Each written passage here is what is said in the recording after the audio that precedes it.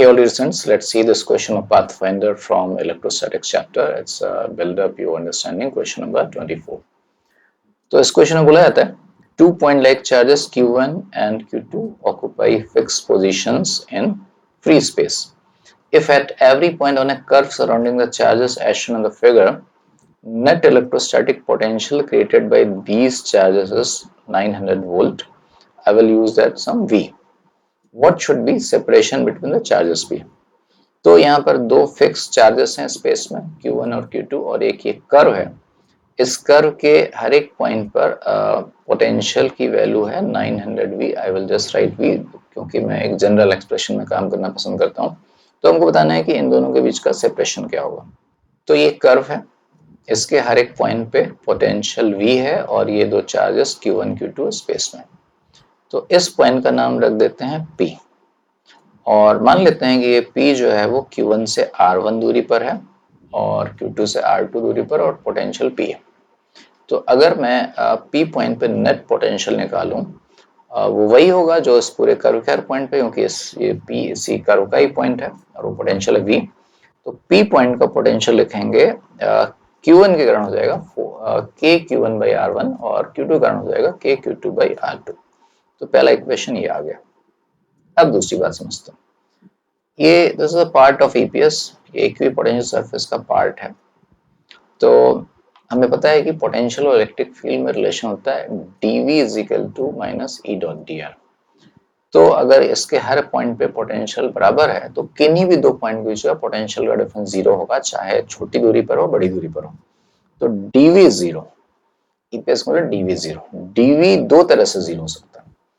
एक तो ऐसा हो सकता है कि अब इस कर्व पे आप कहीं भी चलो, मान लो कि यहाँ से यहाँ चलो, ऐसे चलो, ऐसे चलो, ऐसे चलो, ऐसे चलो, इलेक्ट्रिक फील्ड इसके परपेंडिकुलर हो जाए तो E dot D are zero हो जाएगा।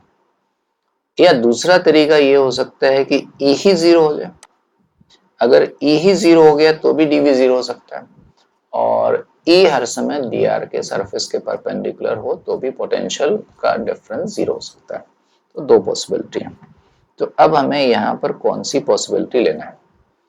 तो अगर मान लो कि मैं सपोज यहाँ पर पहली वाली पॉसिबिलिटी इस पॉइंट पे लगाता हूँ, तो अगर मैं यहाँ से यहाँ तक चलूंगा और इस डी आर पे यहाँ से यहाँ तक चलने में पोटेंशियल का चेंज नहीं हुआ तो इसका मतलब कि इलेक्ट्रिक फील्ड इसके परपेंडिकुलर होगा। और ऐसे चलने पे अगर मैं इस डायरेक्शन में चला और डीवी को जीरो किया मतलब इलेक्ट्रिक फील्ड इसके परपेंडिकुलर हो जाएगा। तो एक ही पॉइंट पे इलेक्ट्रिक फील्ड की दो डायरेक्शन हो जाएंगी, ये फील्ड की डेफिनेशन के खिलाफ है। एक पॉइंट पर एक ही इलेक्ट्रिक फील्ड हो सकता है। इसका मतलब अगर मैं P पॉइंट की बात करूं तो यहाँ पर E perpendicular to D R करने से मुझे एक पॉइंट पर दो इलेक्ट्रिक फील्ड मिल रहे हैं, इसलिए ये पॉसिबल नहीं होगा। तो इसका मतलब कि इस पॉइंट P पर दूसरी पॉसिबिलिटी लगेगी, यानी कि E की वैल्यू जीरो हो जाएगी, electric field net electric field zero हो जाना चाहिए। तो ये वो पॉइंट है। अच्छा, दो पॉइंट चार्ज हैं, उनके कारण किसी पॉइंट पे नेट इलेक्ट्रिक फील्ड जीरो हो गए तो ये तभी संभव है कि वो पॉइंट उन चार्जेस को मिलाने वाली लाइन के में ही आए। क्योंकि अगर ये हमारा कहीं यहाँ पर इलेक्ट्रिक फील्ड मैं बोलूँ तो ये संभव नहीं है, क्योंकि यहाँ पर इसका इलेक्ट्रिक फील्ड कुछ ऐसा हो जाएगा, इसका इलेक्ट्रिक फील्ड कुछ ऐसा होगा और दो वेक्टर जो एक ही लाइन पर नहीं है उनका वेक्टर सम जीरो नहीं हो सकता।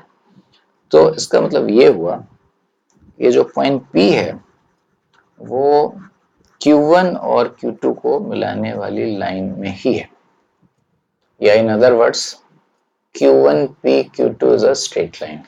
तो अब अगर मैं बोल दूं कि इनके बीच का सेपरेशन कुछ है से D और वही निकालना है, तो D की वैल्यू हमारे पास हो जाएगी R1 प्लस R2 और अभी अब मुझे P पर नेट इलेक्ट्रिक फील्ड को जीरो लिखना है। तो बिकॉज ऑफ दिस हमारे पास एक इलेक्ट्रिक फील्ड E1 हो जाएगा, बिकॉज ऑफ दिस मेरे पास इलेक्ट्रिक फील्ड कुछ E2 हो जाएगा और दोनों वेक्टरली एड अप होकर के जीरो हो गए। तो मैं लिखूंगा E1 is equal to E2। E1 की वैल्यू हो गई K Q1 by R1 square और E2 की वैल्यू हो गई K Q2 by R2 square.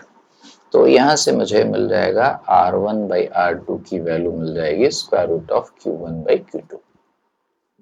अब मैं इनकी वैल्यू को यहाँ पर ला करके रख देता हूँ, या इसको मैं D के टर्म में सॉल्व कर लेता हूँ।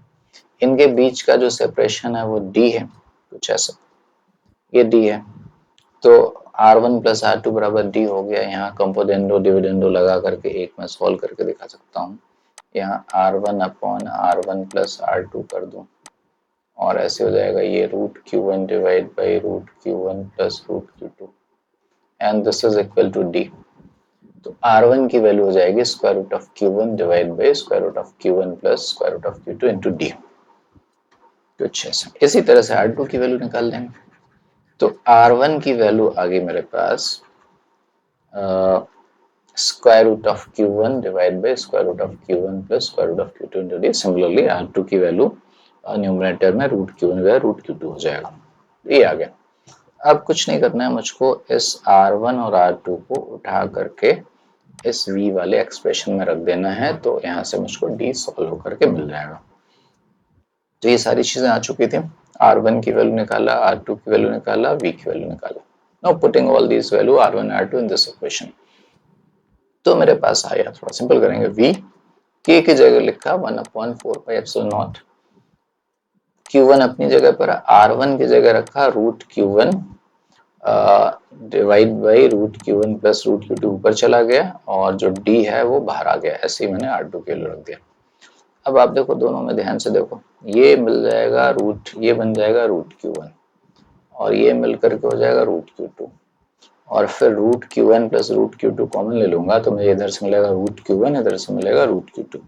यानी कि ये चीजें सिंपल होकर के हो जाएंगी 1/4 पाई एप्सिलॉन नॉट, d नीचे है और हो गया root q1 plus root q2 का होल स्क्वायर। और फिर d की वैल्यू हो जाएगा, d की वैल्यू हो जाएगा root q1 plus root q2 का whole square divide by 4 pi epsilon naught v और ये हमारा आंसर। Thank you.